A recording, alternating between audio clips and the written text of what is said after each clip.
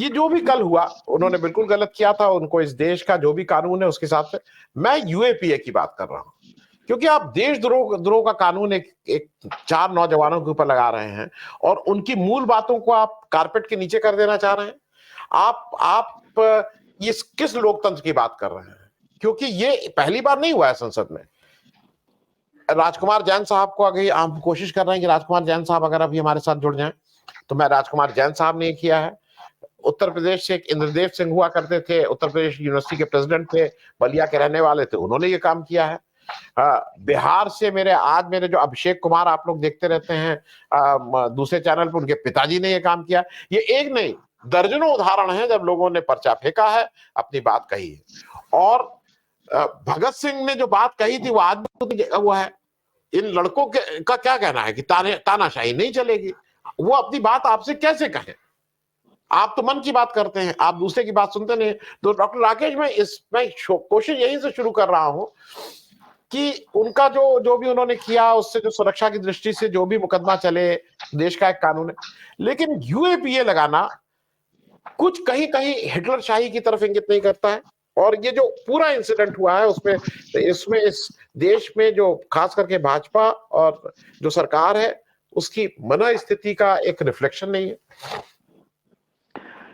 देखिए सर, इस सरकार की जो मनस्थिति है, जो मूल सोच है, वो तो लगातार हम लोग कई सालों से देखते आ रहे हैं। आपने कई घटनाओं का जिक्र किया जिनमें संसद या विधानसभाओं में पर्चे फेंकना या शोर मचाकर अपनी बात रखना दर्शक दीर्घा से होता आया है। मैं एक बड़ा रोचक किस्सा आपको बताना चाहता हूं। शायद हमारे दर्शकों को, नई पीढ़ी को तो खैर नहीं ही मालूम होगा, और स्वाभाविक उस वक्त मीडिया इस तरह का नहीं था। मैं करीब 30-32 साल पुरानी एक घटना बताता हूं। मैं ग्वालियर में स्वदेश अखबार में रिपोर्टर था। 2 युवक थे, उनका प्रेम प्रसंग चल रहा था 2 युवतियों के साथ। उन्होंने घर से भागकर शादी की थी। बाद में स्वाभाविक तौर पर जो होता है कि लड़कियों के, जो युवतियों के घर वाले थे, उन्होंने अपहरण का मुकदमा दर्ज कराया, हैबियस कॉर्पस वगैरह लगा। पुलिस ने लड़कियों को बरामद करके उनके घर वालों को सौंप दिया। ये दोनों युवक अपनी प्रेमिकाओं से, या कहा जाए उन्होंने तो शादी की थी घर से भाग के, उनकी पत्नियां ही थी एक तरह से, वे उनसे मिल नहीं पा रहे थे। आपको आनंद सर आश्चर्य होगा जानकर, उन दोनों युवकों ने मध्य प्रदेश की विधानसभा में दर्शक दीर्घा में से पर्चे फेंके थे कि हमारी पत्नियों से हमको मिलवाया जाए। मुझे आज तक वो घटना याद है। हमारे वरिष्ठ साथी, हमारे अग्रज प्रभात झा जो राज्यसभा में रहे, वे उस वक्त स्वदेश में हमारे मुखिया थे और चीफ रिपोर्टर थे। उन्होंने उसका काफी कवरेज किया था। तो जिस समाज में, जिस लोकतांत्रिक व्यवस्था में अपनी निजी समस्याओं के लिए भी विधानसभाओं में पर्चे फेंककर अपनी आवाज बुलंद होती रही है, यद्यपि उस वक्त इतनी सुरक्षा व्यवस्था नहीं होती थी हमारे देश में और समाज में, उस तरह के खतरे नहीं थे। लोग बहुत आसानी से पास बनवाकर किसी भी विधायक से चिट्ठी लिखवाकर विधानसभा की दर्शक दीर्घा में पहुंच जाते थे। ये 32-33 साल पुरानी घटना आपको बता रहा हूं। लेकिन इस देश ने संसद पर हमला भी देखा है 20 साल पहले। इतना बड़ा हमला था, हम सब जानते हैं। वो तो हमारी राष्ट्र की संप्रभुता पर आक्रमण था। वो एक तरह से युद्ध था हमारे देश के खिलाफ। लेकिन अगर कल की घटना पर हम लौटें, नंबर 1, उन्होंने कानून का उल्लंघन किया।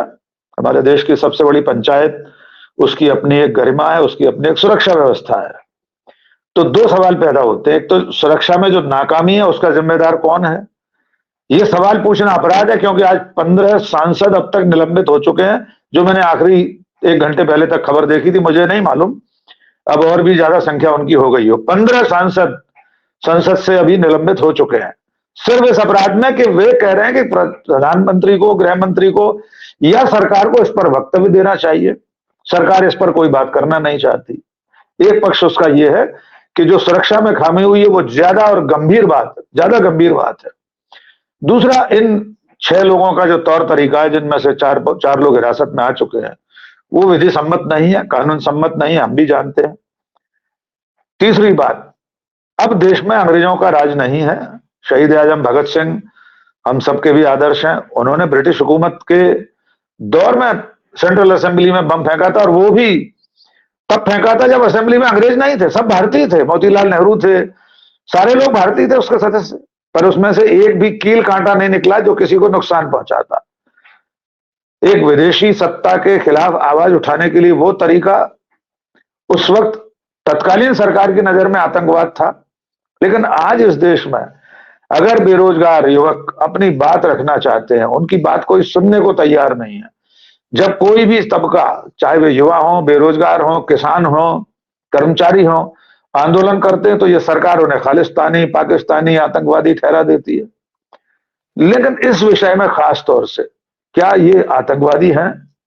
और मैं बहुत स्पष्ट करना चाहता हूं, मैंने पहले कल भी लिखा था ट्विटर पर, फेसबुक पर, कि अगर इन आरोपियों के नाम कुछ और होते तो इनका संबंध अब तक यही सरकार, यही व्यवस्था अल-कायदा से, जैशे मोहम्मद से, आईएसआईएस से निकाल कर साबित कर चुकी होती।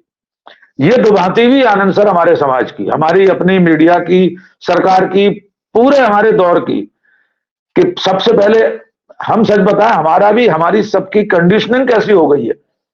मैं क्षमा चाहता हूं आप सबसे इस पटल पर कहने के लिए कि हमें भी जब इस घटना की जानकारी मिली तो सबसे पहले हमारी जिज्ञासा ये थी कि आरोपी कौन है, उनके नाम क्या है। हम सब जानते हैं कि अगर उनके नाम कुछ और होते, वो सागर की जगह शहजाद होता, तो इस देश में क्या हो रहा होता। मुख्य धारा का मीडिया नग्न नृत्य कर रहा होता मंच पर। फिर भी यूएपीए लगाने पर मैं चाहता हूं कि ये सरकार फिर से विचार करे, क्या सचमुच उनका अपराध इतना बड़ा है? इस देश में शर्जील इमाम जैसे छात्र नेता जेल में है, एक वो सुदीप कप्पन, वो आज तक शायद मेरे ख्याल से उसकी जमानत नहीं हुई है। तो ये सरकार, ये हाँ अभी जमानत जी, अब उसकी जमानत हो गई। और रेखा वर्मा जी ने फिर उसकी जमानत ली, और जमानत दी जी, प्रोफेसर रेखा वर्मा ने जमानत दी। लेकिन ये सरकार किसी भी तरह के सवाल पूछने को अपराध समझती है, देशद्रोह समझती है। तो इन तरीकों के सिवा बेरोजगारों पर, युवाओं के पास और क्या चारा बचा था? मैं फिर भी यह कहना चाहता हूं कि देश की संसद के भीतर कूदकर उन्हें यह कृत्य नहीं करना चाहिए था। वे संसद के दरवाजे पर आमरण अनशन करते, भूख हड़ताल करते, नारे लगाते, टेंट लगाते, गिरफ्तार होते, फिर बाहर आते, फिर लगाते, जैसा हमारे गांधी जी किया करते थे। ये इस तरीके का मैं पक्षधर नहीं हूं, लेकिन अगर सरकार यूएपीए लगाकर असली मुद्दों से देश का ध्यान बटाना चाहती है तो ये भी गलत है। और अंतिम बात, कि जिस सांसद ने उनके पास जारी करवाए, जिस सांसद की सिफारिश पर पास मिले, अब तक मेरी जानकारी में उससे कोई सवाल जवाब नहीं किया गया।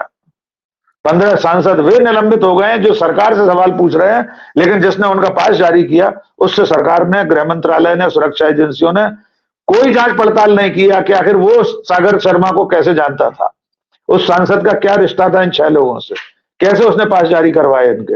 ये सवाल अभी हैं। और मैं आखिर में फिर यही कहना चाहता हूं कि यूएपीए ज्यादा बड़ी और तानाशाही पूर्ण कार्यवाही है। मैं डॉक्टर राकेश, अब बहुत छोटी छोटी टिप्पणी, मैं एक चीज इसलिए पूछ ले रहा हूं, और ये लोगों को लगेगा कि कहां की बात कहां ला रहे हैं। ये जो भी माना जा रहा है, ये माना जा रहा है कि सदन के अंदर इस तरह का व्यवहार और इस तरह की नारेबाजी, मैं थोड़ा आउट ऑफ कंटेक्स्ट पूछ रहा हूं। अभी तेलंगाना के में एक अजीब सी चीज हुई, अकबरुद्दीन ओवैसी को राज्यपाल प्रोटेम स्पीकर बनाता है, भाजपा के 8 विधायक कहते हैं मैं इनके सामने शपथ नहीं लूंगा। ये गैर संवैधानिक है कि नहीं है? ये सजा बुलाता है भाई। आप प्रोटेम स्पीकर के सामने कोई आदमी इस देश का निर्वाचित, वो कैसे कह सकता है कि मैं इनके सामने वो शपथ नहीं लूंगा? मैं बहुत संक्षिप्त टिप्पणी आपकी इस पे लूंगा, क्योंकि ये दोनों चीजें सदन को हम क्या बनाते जा रहे हैं।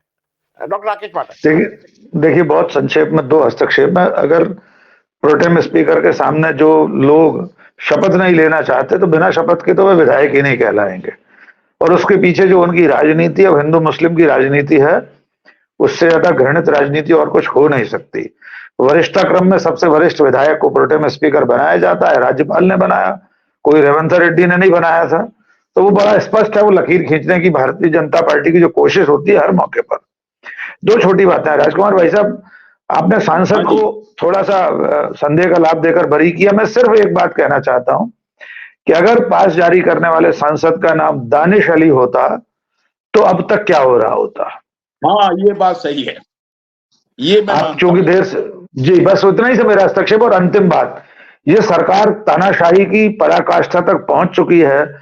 दिल्ली में जेएनयू में प्रदर्शन करने पर 20,000 रुपए का जुर्माना है। आप कल्पना कर सकते हैं, आप तो इतने बड़े छात्र राजनीति में रहे हैं, छात्र नेता रहे, हम लोग भी अपने कॉलेज लाइफ में कितने आंदोलन किए, कितने बार वाइस चांसलर और प्राचार्यों को घेरा है।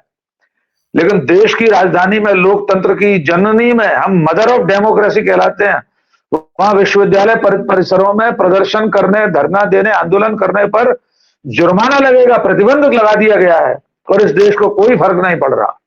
ये सरकार खुली तानाशाही पर उतारू है। और जो शिवाजी भाई साहब ने कहा, सर ने कहा कि अब लोग धीरे धीरे निकलेंगे और संसद को ही घेर लेंगे। किसी दिन संसद में सचमुच में अगर युवा घुस गए, वो तो हमारे देश के लिए बहुत दुर्भाग्यपूर्ण दिन होगा। और ये सरकार उसे आहूत कर रही है, उन परिस्थितियों के लिए आमंत्रित कर रही है देश को और युवाओं को। इतिहास की सबसे बड़ी बेरोजगारी आज हमारे देश में है।